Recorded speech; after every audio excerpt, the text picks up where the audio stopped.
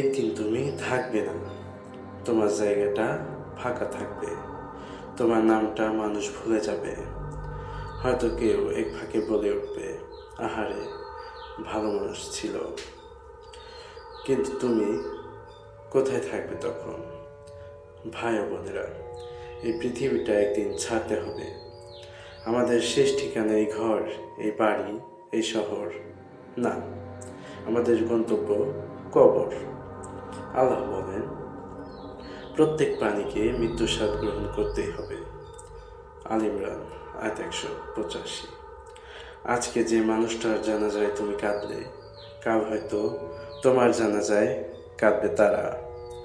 মৃত্যুর পরে কি হয়?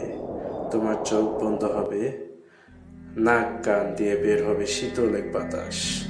তোমার আত্মা নিয়ে যাওয়া হবে আসমানের দিকে। মালাকুল মউত বলবে, ওহে প্রশান্ত আত্মা, ফিরে চলো তোমার প্রভুর দিকে। অথবা, হে অপবিত্র আত্মা, বের হয়ে আয় আল্লাহর গজবের দিকে। কবরের প্রশ্ন। তুমি জানো তোমাকে প্রশ্ন করা হবে, তোমার রব কে? তোমার দিন কি? এই ব্যক্তি নবী মুহাম্মদ সাল্লাল্লাহু আলাইহি ওয়াসাল্লাম কে? ভাই, তুমি যদি নামাজ না পড়ো, কোরআন না জানো, কিভাবে দিবে উত্তর? আমাদের জীবন আজ কেমন?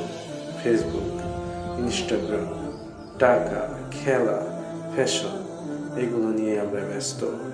এগুলোর মোহে পড়ে আখিরাতের কথা আমরা ভুলে গিয়েছি। রাসূল সাল্লাল্লাহু আলাইহি ওয়াসাল্লাম বলেন, বুদ্ধিমান সেই ব্যক্তি যে নিজেকে হিসেব করে এবং মৃত্যুর পরে জীবনের জন্য প্রস্তুতি নেয়। তুমি এখনো বেঁচে আছো, তওবার দরজা এখনো খোলা। আল্লাহ এখনো তোমাকে ডাকছে, হে আমার বান্দা, তুমি যত বড় পাপই করে থাকো না কেন, আমি ক্ষমা করে দিব। তুমি কি ফিরে আসবে না?